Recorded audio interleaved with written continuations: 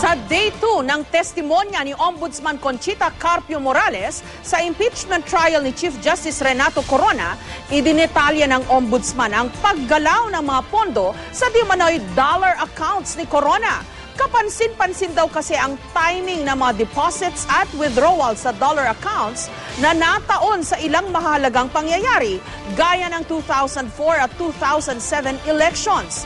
Iginiit din ng Ombudsman ang kanyang kapangyarihan na mag-imbestiga sa mga opisyal ng gobyerno, kabilang na ang Chief Justice. Live mula sa Senado, may report si Ruth Cabal. Ruth?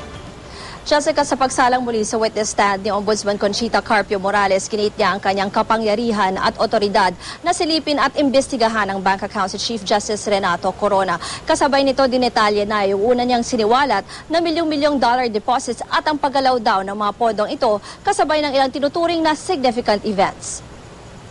Clear, I am mandated by the Constitution to investigate public officials to determine whether their actions are inefficient, irregular, improper.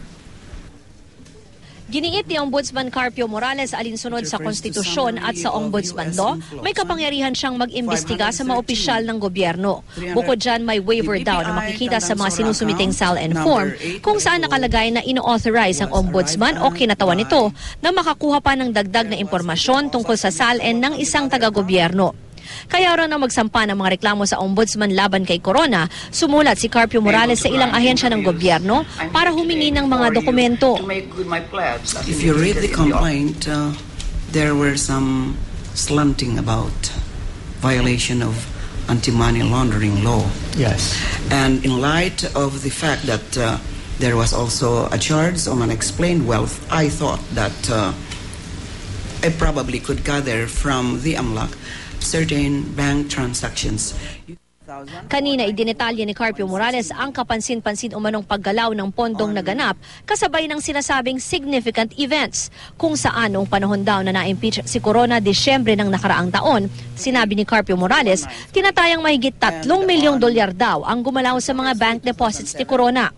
Noon naman daw 2004 elections, nagkaroon ng 2 deposit ng tig $500,000 sa mga bank account ni Corona. At ilang araw naman bago ang 2007 elections, nagkaroon din ng ilang mga pagdeposito sa dollar accounts ni Corona. Is there any showing who made the deposit into that? There is none, Your Honor. Account? Maybe it's only the banks which can determine. Una nang tinawag na kasinungalingan ni Corona ang testimonya ni Carpio Morales tungkol sa umano'y dollar accounts niya. The Chief Justice has been telling the media that the data information given to you by AMLAC is a hoax, it's a lantern of lies, it's phony. If indeed he made those charges, what I can say is that there are just other lanterns of lies. He says, these are lantern of lies. These are lantern of lies as far as his statements are concerned, because these documents were delivered to me by the executive director of the AMLAC. Sumailalim din si Carpio Morales sa clarificatory questioning ng ilang senator judges. Nausisa siya kung may tuturing na iligal ang mga pinisinta niyang dokumento mula sa AMLAC. I'd like to raise the point as to how we treat the evidence presented by Her Honor the Ombudsman and in connection with the PowerPoint presentation, given Para kay Senator Bongbong Marcos, questionable ang paghingi ng Ombudsman at pagbigay ng AMLAC ng impormasyon base lamang sa isang reklamo. Ang requirement para masimula ng investigasyon ay may predicate crime. Yun ang sa batas ng AMLA. At yung pag-release ng records ay nangangailangan dapat ng court order. Kaya kailangan natin tanong siguro sa Ombudsman kung ito ay bagong sistema. Sa ilalim ng Republic Act 9194, ang Anti-Money Laundering Council o AMLAC ang naatasang magbantay at magpatupad ng batas laban sa pagtatago ng perang nagmula sa iligal na aktibidad. Tingin ni Dean Raul Pangalangan, may gray area o hindi malinaw ito mismo sa ating batas. Here is that despite the power of the AMLAC to investigate all accounts, even foreign currency accounts, mayroong provision doon on confidentiality. And sinabi that it should not be divulged outside to any other person. Yes. So ang bali gray area of the law is, they did divulge it to just any other person. They disclosed it to the Ombudsman of the Republic. The Ombudsman is entitled to investigate, is empowered to investigate all these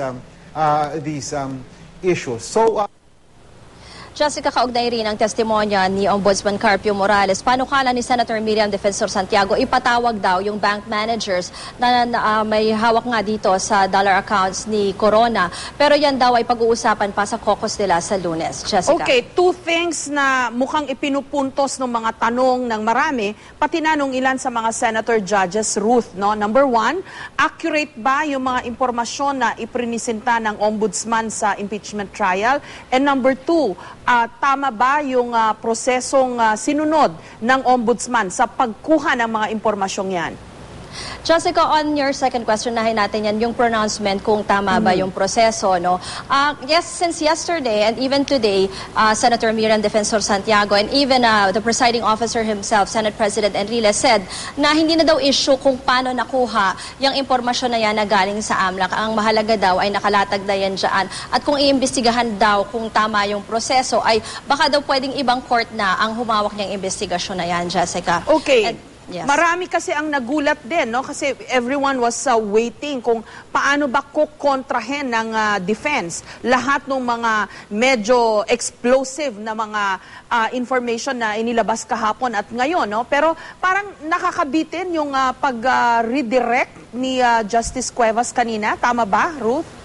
Tama, Jessica. We have, ako rin, personally, I had the same feeling na medyo parang, yun na yung questioning ni Justice Cuevas. Pero ang sinasabi naman parate ng defense team ay given the proper time and mismo pagsalang daw ni CJ himself, definitely daw ay by next week daw.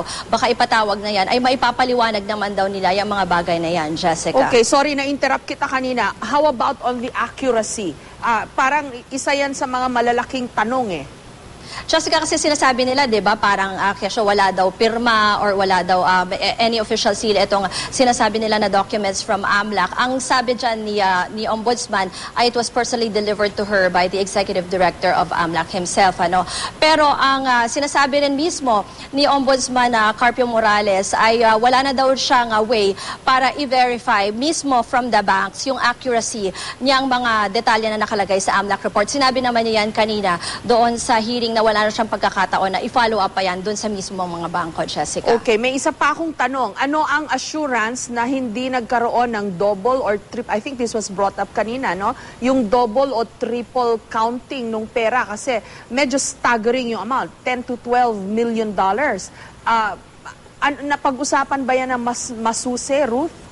Jessica, hindi naging ganyang kabusisi yung pagtalakay doon sa mismong amounts, no? Kasi paikot-ikot, di ba sinasabi niya na medyo paikot-ikot yung pera involved in all those accounts of the Chief Justice, no? Ang assurance lang na binigay ay yung sinabi lang niya na she made sure, kasi personally daw talagang binusisi niya yung mga nakasulat doon sa AMLAC with the help nga of a commissioner from COA, Jessica. Okay, maraming salamat, Ruth Cabal.